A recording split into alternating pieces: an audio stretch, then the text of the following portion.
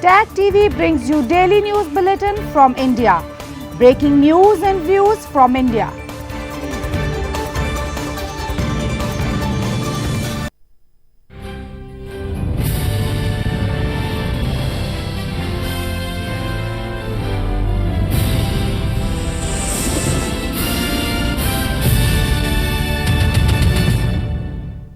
Good evening. Welcome to South Asia Newsline. I'm Surbhi Sharma.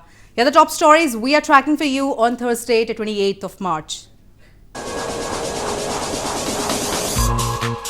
4 terrorists neutralized in separate encounters in India's Jammu and Kashmir.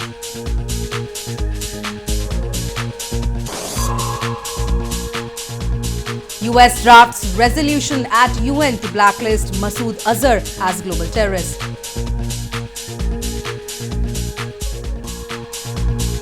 And Afghanistan says Pakistani Prime Minister comments on its future unacceptable.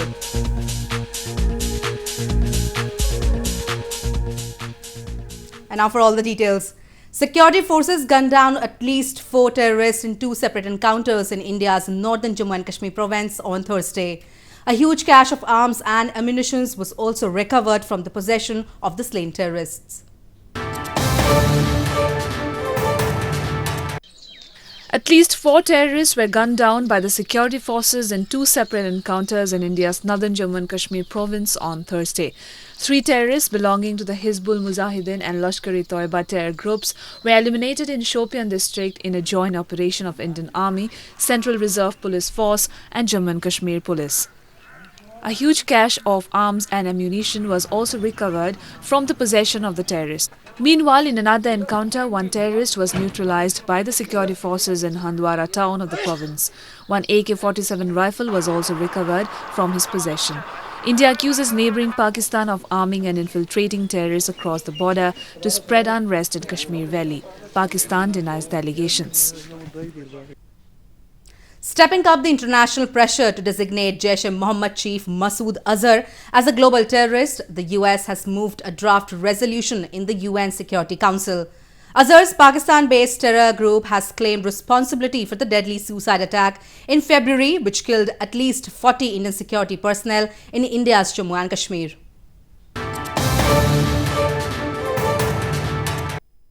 The United States on Wednesday circulated a draft resolution to the UN Security Council that would blacklist Jaish-e-Mohammed or JEM chief Masood Azhar as a global terrorist, setting up a potential clash with China over the move. This came after China on March 13th blocked India's bid to sanction Masood Azhar at the United Nations. Beijing said it needs more time to evaluate the proposal. Meanwhile, US Secretary of State Mike Pompeo on Wednesday said on Twitter that on one hand China abuses more than 1 million Muslims at home, but on the other hand it protects violent Islamic terrorist groups from sanctions at the UN. Pompeo was referring to China's move to prevent the blacklisting of Masood Azhar, based in Pakistan, an ally of Beijing. Masood Azhar's group Jaish-e-Mohammed has claimed responsibility for the February 14th attack in India's Jammu and Kashmir that killed at least 40 Indian security personnel and stoked tensions between India and Pakistan. The draft resolution condemns the suicide bombing, reports suggest. If passed, it would subject Masood Azhar to a global travel ban, an assets freeze and an arms embargo. Moving on, in news from Afghanistan has strongly criticized Pakistani Prime Minister Imran Khan's comments on its future, saying the remarks are unacceptable. Khan had on Monday suggested Kabul to set up an interim government in order to have smooth peace talks with the Taliban, which prompted a furious reaction across Afghanistan.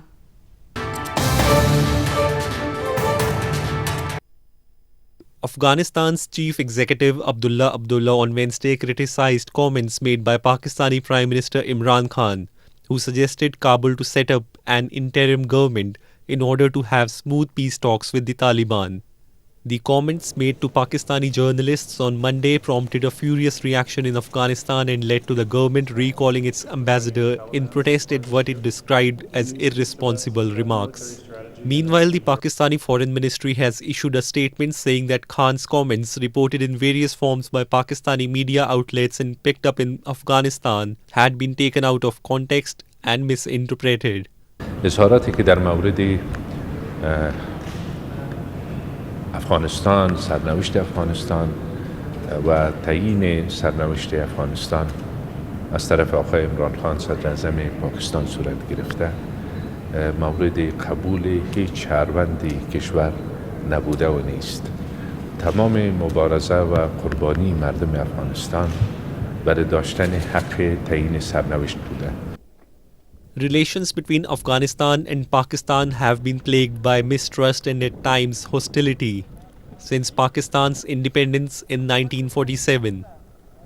Afghanistan has never recognized their common border drawn during British colonial rule through ethnic Pashtun lands. More news from Afghanistan. Afghanistan's First Lady Rula Ghani has rejected the claims against her of campaigning for election by distributing money to women in Nangarhar province. Rula Ghani said the money that was distributed by her office was only aimed at helping poor women.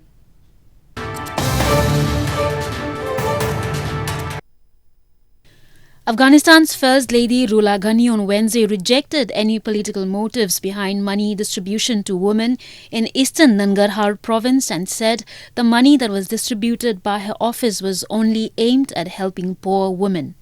The remarks by the First Lady came at a time when some footages published on social media recently showed a group of anti-government armed men setting on fire the money which was given as assistance to the women. Rula Ghani has been accused of campaigning for election by distributing money to the women. چرا مال بیت المال میسازیم؟ چرا شما شرم نداریم؟ شما رحمت نمیفهمیم چقدر خداوند بزرگ رحمت اهمیت میده؟ Despite the First Lady rejecting the claims, some members of Nangarhar Provincial Council criticized her overspending the money for electoral campaigns. They said for supporting poor people, there are channels that can do it instead of distribution through her office. In news from Nepal, India's Foreign Secretary Vijay Gokhale met top Nepali leadership, including Prime Minister KP Sharma Oli, in Kathmandu on Thursday to boost diplomatic ties between the two countries. Gokhale's two-day visit is aimed at reviewing and assessing the past commitments that were made during the visits of Oli to India and two return visits of Indian Prime Minister Narendra Modi to Nepal last year. He also called on Nepal's Foreign Minister Pradeep Kumar Gyavali. Earlier in the day, he held talks with his Nepalese counterpart Shankar Das Bairagi. During the meeting, they discussed the substantial progress achieved on bilateral projects and initiatives, including cross-border rail, road and hydroelectric projects.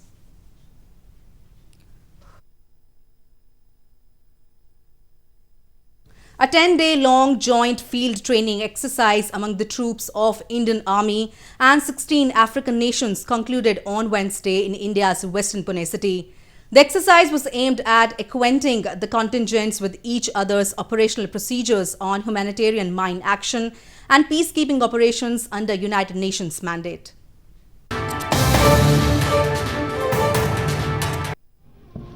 A 10-day-long joint field training exercise among the troops of Indian Army and 16 African nations, Affindex 2019, concluded on Wednesday in the outskirts of Pune city in India's western Maharashtra province. During the exercise, the soldiers were trained in synchronized operational level planning and tactical level training. They were also trained in establishing military observers in troubled areas and tactically completing a mission without hurting civilians. The exercise was aimed at acquainting the contingents with each other's operational procedures on humanitarian mine action and peacekeeping operations under United Nations mandate. I recommend that such an exercise be conducted on a regular basis to foster the spirit of friendship, hone military skills, enhance capabilities, and continue to learn from each other.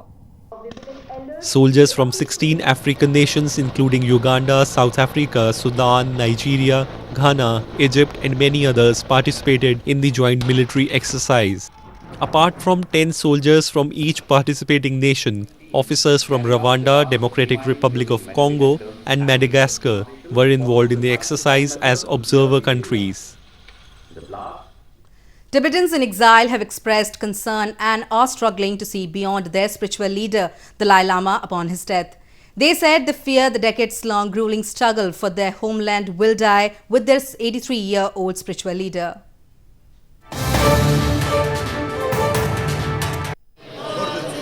At a prayer meeting for the health of the Tibetan spiritual leader, Dalai Lama at his base in northern India, Tibetan refugees said they fear the decades-long grueling struggle for their homeland will die with their 83-year-old spiritual leader. Dalai Lama, who is regarded as one of the most influential people in the world, is a big hope for the 100,000 Tibetans living in exile in India. During the 3-day-long special prayers that were held in mid-March for his long life, he blessed hundreds of devotees who met him with great adoration and teary eyes. If he passed away, then what will the Tibetans do? Because he is the son of our, country. He is the most precious, leader of our country. So we, all the Tibetans are afraid, if he passed away, what may happen? And it is a huge loss to all of us. Now for us, it's a very sort of, the time is for us a very dangerous time for us today. Because, of course now he has assured us, people like me, I'm still okay because I feel it as long as I live, he is living. So there's no fear. But as you say, for the cause of the Tibetan in future, it is the most fear. The Nobel Peace Laureate, with his following extending beyond Buddhism, has set up a democratic system for Tibetans in exile, but many of them find it difficult to see beyond him. It has been 6 decades since the Tibetan Buddhist leader fled to India after a failed uprising against Chinese rule and has since worked to draw global support for linguistic and cultural autonomy in his remote and mountainous homeland. An awareness rally was organized on Wednesday in India's northern hill town of Shimla to create awareness among the people about protecting the forest from fires during the summer season. Scores of students passed through busy roads of the town holding placards and raising slogans to sensitize people about benefits of preserving greener wealth.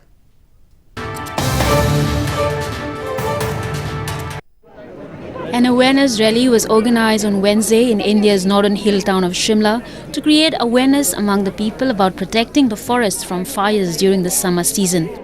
More than 300 students from various schools across the hill town participated in the rally and educated the people about their responsibilities and duties to save forests from fires.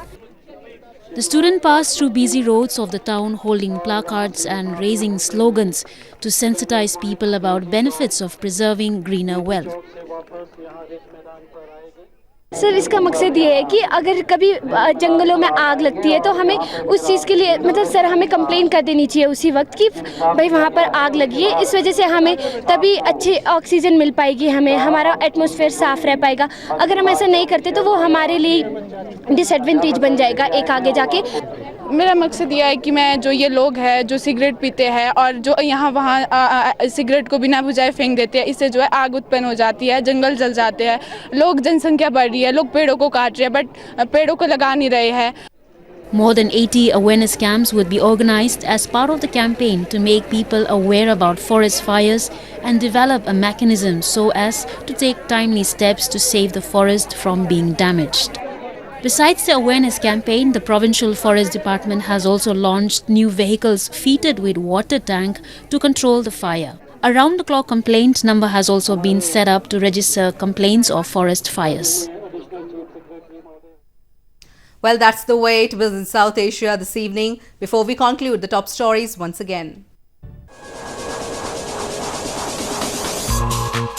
4 terrorists neutralized in separate encounters in India's Jammu and Kashmir.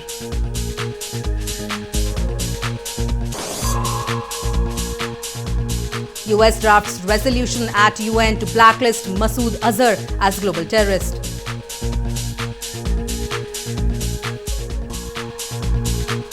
And Afghanistan says Pakistani Prime Minister's comments on its future unacceptable.